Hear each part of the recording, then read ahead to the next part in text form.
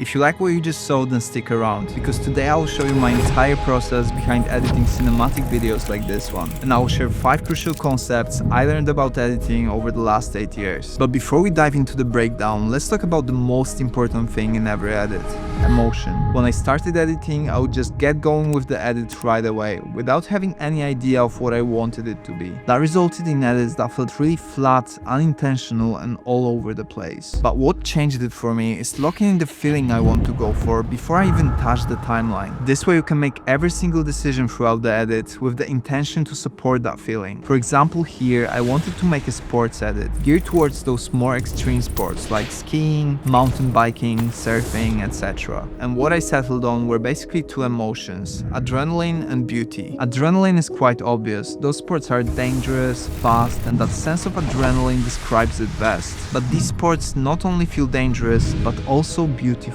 You can feel this sense of beauty when you're skiing off the slope, seeing breathtaking nature around you. And it applies to every sport I showed in this edit. Setting those goal feelings enabled me to make better decisions on what music to choose, what pacing I should go for, what footage to select, and the style of sound design. That's why pre-planning the emotion is the first thing I do on every edit. It will make everything so much easier. Right, now that we have this covered, let's jump into the breakdown. So getting the music in place is actually the first thing I do on every single edit. Starting with music really helps to get the entire structure of your video in place and also set the feeling of your video. So for this edit, I actually found this track.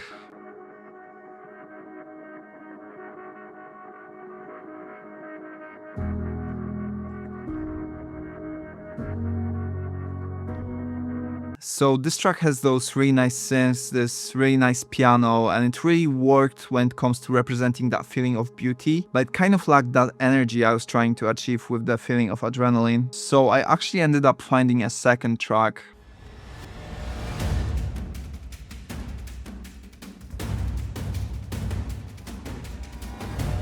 As you can hear, it's just drums, there isn't anything more to it, but it really had that energy that I was trying to achieve. So what I ended up doing is combining both tracks. I think I actually adjusted the speed of this one. Yeah, exactly. It's 122%. And that way I was able to get both tracks into the same tempo. And together they sound like this.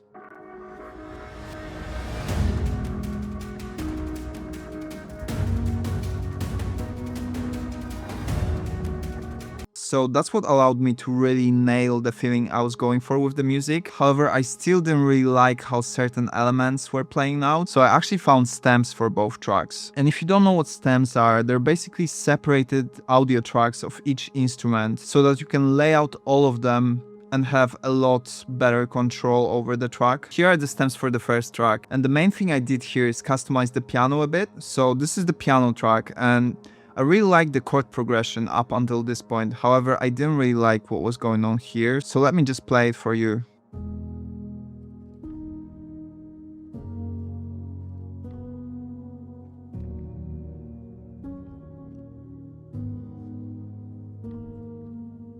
And what I ended up doing was cutting it down here, and also I think putting the first chord from the piano here on a reverb track, which is a technique I use quite a lot that we'll cover later in the sound design. And basically changed up the progression a bit and let the piano ring out here instead of playing further into the track. So with the changes, it sounds like this.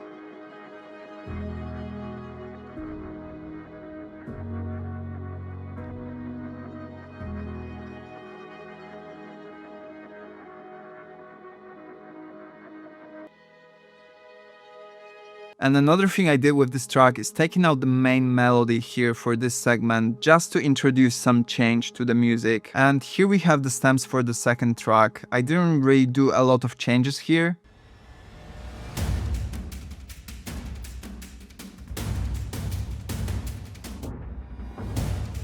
I basically just took out specific moments from specific tracks and applied some effects as I was editing the video. But after we combine all of the stems with all of the changes, the final music score sounds like this.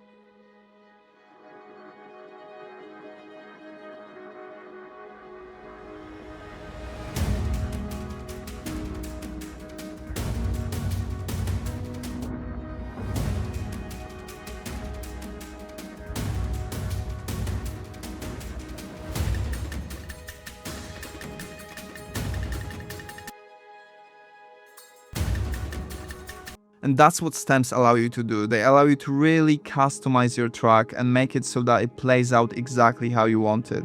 Nowadays, I try to look at music more like a composer would. Early on, I used to just throw whatever track I stumbled upon into the timeline and call it a day. But the more videos I edited, the more I realized that music is one of the most important aspects of the edit. To the point where now I don't even think about music as just selecting the right song. I look for specific aspects of the tracks and piece them together to achieve exactly what I'm looking for. Combining different elements from different tracks enables you to make completely unique soundtracks that fit your edit perfectly. Experimenting with your music will enable you to fine-tune your score to fit the exact emotion and energy of your edits. Right, so now we can get into breaking down the visuals. I'll play it with just the music and we'll break down the sound design later. Right, so here this first shot, I actually added it after I finished the edit. And I finished the edit on the same exact shot here. I think I actually reversed this one. Yeah, exactly. This one's on reverse. And I also added some effects here. So tint, invert, brightness and contrast, and transform. And what it allowed me to do is really connect both the beginning and the end of the edit. And after that, we get into the diver section.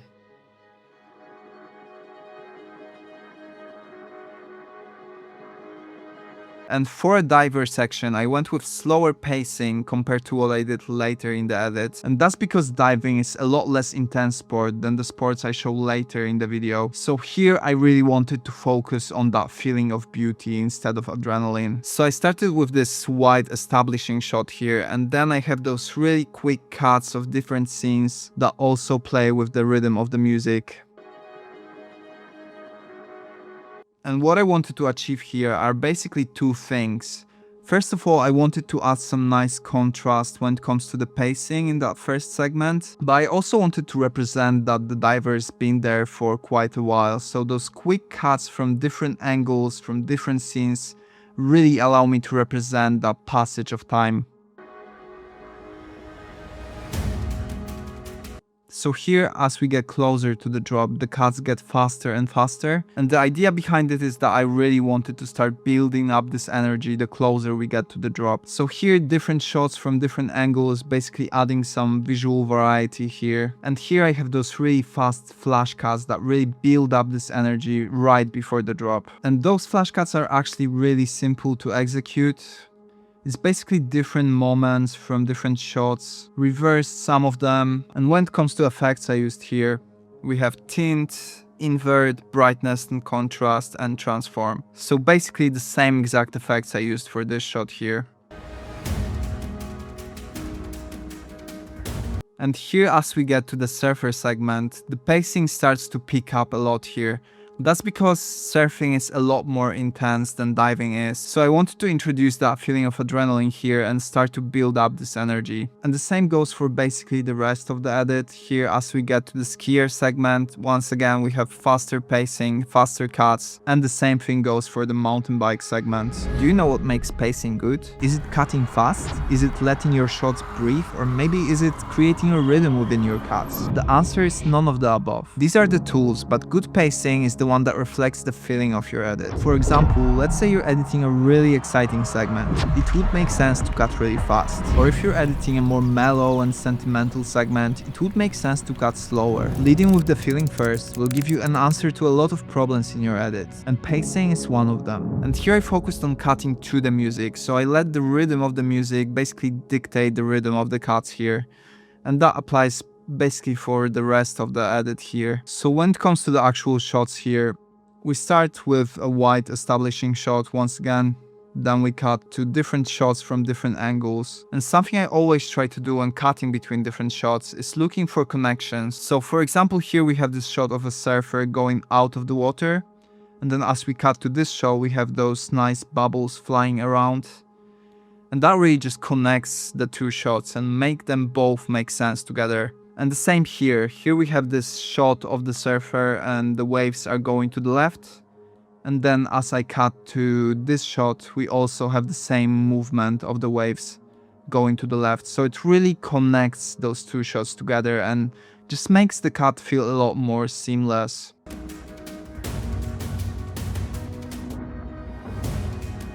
And then we have this longer shot of the surfer here just to introduce some contrast, and then we move into those two really nice seamless transitions. And this transition here is the perfect example of finding those creative connections between different shots. So here we have this shot where the camera is going underwater and basically into the darkness. And then this shot starts with the darkness as the camera is on the surfboard.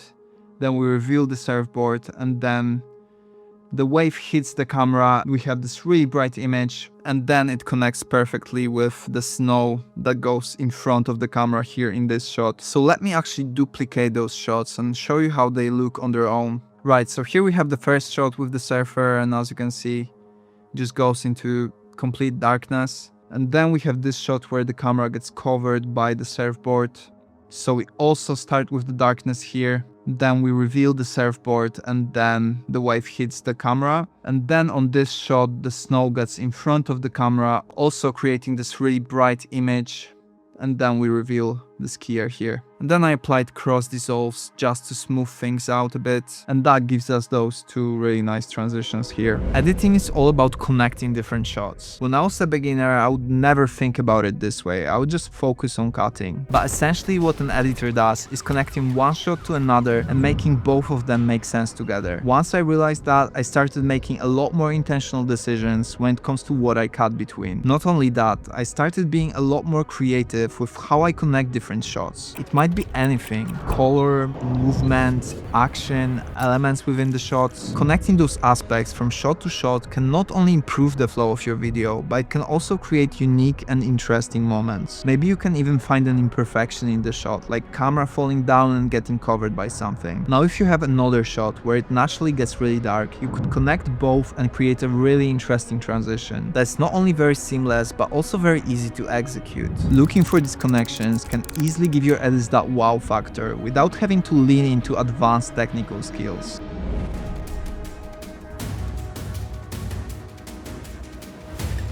And here we have this build up to the drop, and we start with the slower shot, and then the pacing starts to pick up the closer we get to the drop. So once again, a nice wide establishing shot, quicker cuts of close-ups and different angles. And then here we have those quick flash cuts again leading into the drop and really building up that energy.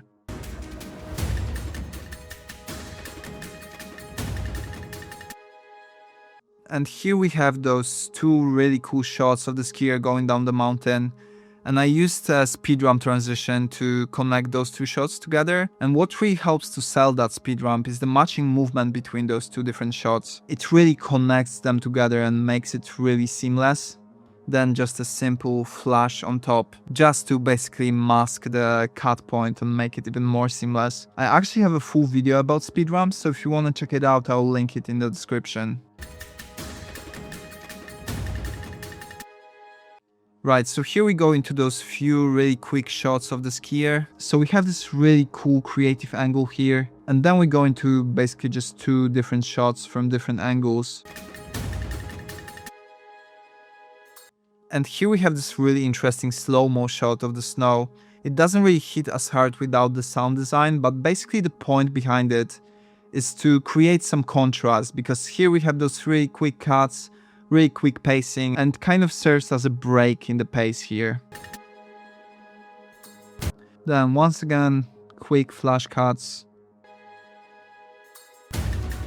And the transition out of this segment and into the mountain bike segment. So here once again, I just wanted to match the movement between those two shots. Even though the color doesn't really match here, the movement really carries that transition.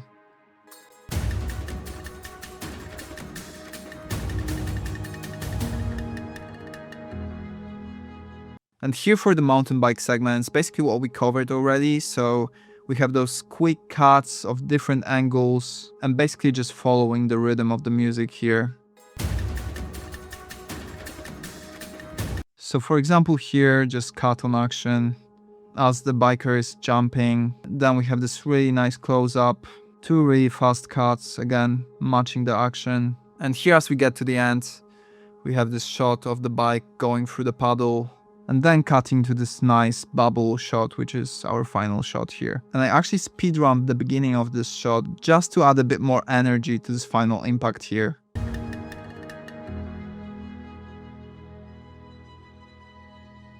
So that will be everything when it comes to the visuals, and now we can get to breaking down the sound design. I'll play the edit with just the sound.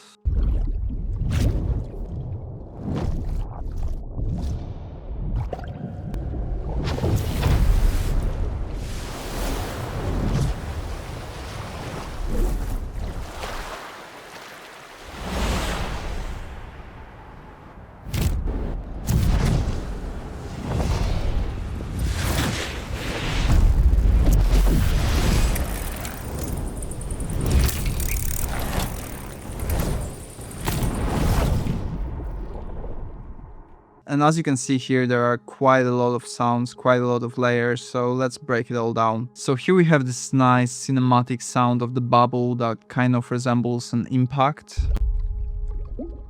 And I layered it with another sound that has a bit more medium frequencies, just to make it sound a bit fuller.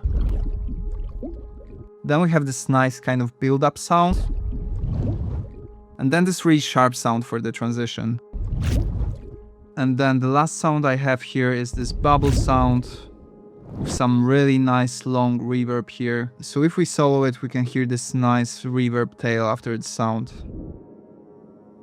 The way I like to add reverb is by going to the audio track mixer, highlighting a few audio tracks here, and then finding those tracks in the mixer. So in our case, it will be track 26, 27 and 28, so these ones. And here I have studio reverb. I start with the Great Hall preset, and then I just increase the room size, increase the decay and make wet 100%. And the reason I like to add reverb this way is because I can drag whatever sound I want and it will automatically have reverb on. So for example, let's just drag this sound here.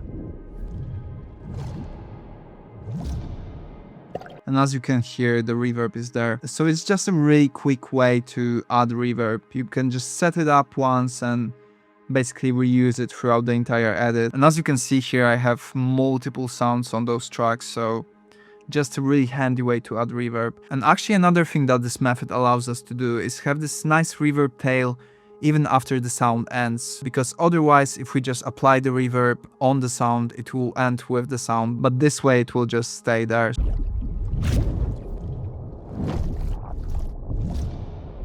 And then as we move to this segment, I don't really have a lot of sounds here, and that's because I didn't really want to build a lot of energy with the sound. This segment is supposed to be calmer, it's supposed to be a bit more laid back, so I didn't want to overpower it with the sounds. So we have those ambient sounds here.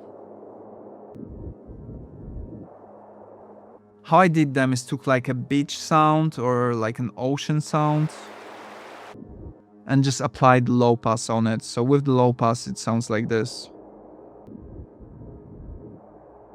And here as we move to those quick shots, I changed the ambient sound for each one of them because I really wanted to accentuate the cuts here. And here I also have this sound. And I really just wanted to add a bit more movement to the sound design here. And here we have this nice kind of like a water whoosh sound with the reverb on, and what it does is kind of represents this movement here. I just really liked how this light bounces off the goggles, and I kind of wanted to represent it with the sound. So this sound just adds a bit more emphasis to this. And here we have this nice sharp bubble sound, and it basically adds a bit more contrast to what's going on in the sound design here, because earlier we have those really muffled sounds, and this sound just creates this nice bit of contrast. And here as we get to the drop, there's a lot more starting to happen in the sound design. I actually went with a few different layers of sounds, and basically I wanted to start building up this energy and start representing that energy with the sound. We kind of do it with the visuals, and I really wanted the sound to kind of follow the same thing. And here for this flash cut, I actually cut up a few different sounds and changed them up from shot to shot here, just to add this more glitchy feel to it. It also just builds up this really nice energy right as we go to the drop. So we have this nice energy visually, and then we also have this nice energy with the sound design.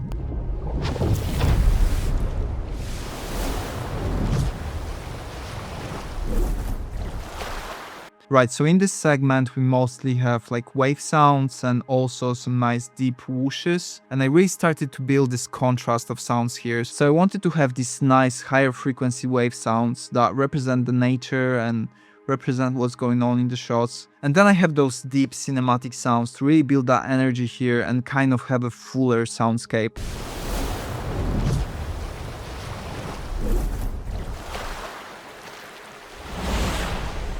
And here at this point the camera goes underwater and I really wanted to represent it with sound as well, so I went with more muffled and deeper sounds.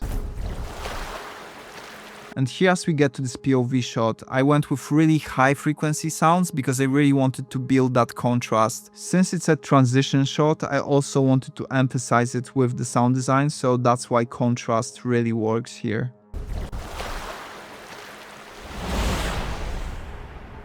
And here as we get to the transition, I have multiple layers of sounds, and what really sells it is that I combine both water sounds with like some skiing sounds already, and kind of ties everything together really nicely. And here we get to a calmer segment in the edit when it comes to the pacing, and I wanted to represent the same thing with sound. So I actually didn't use a lot of sounds because I really wanted to have this moment of breath in the energy here. And here the same thing we had earlier. As we get closer to the drop, the sounds start to pick up on intensity because I really wanted to achieve this build up of energy as we get closer to the drop.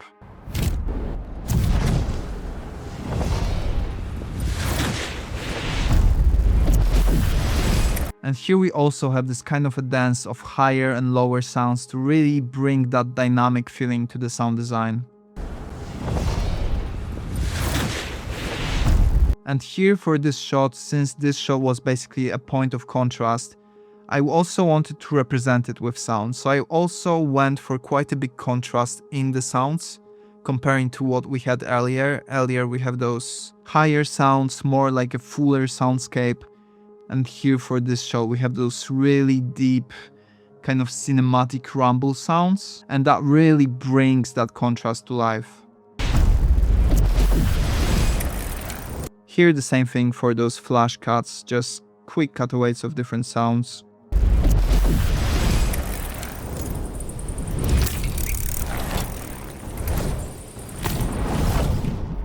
Here again, once we get to the mountain bike, we have the same thing we kind of did earlier, which is that dance of lower and higher frequency sounds to basically add this nice dynamic feeling to the sound design.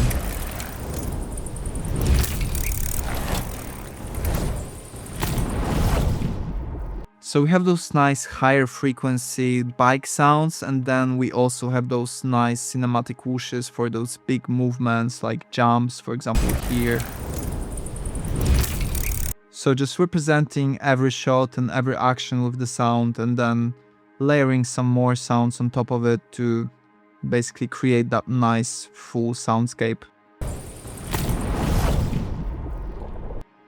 And then here for the final shot we have just a few nice bubble impact sounds to really create that last burst of energy right at the end.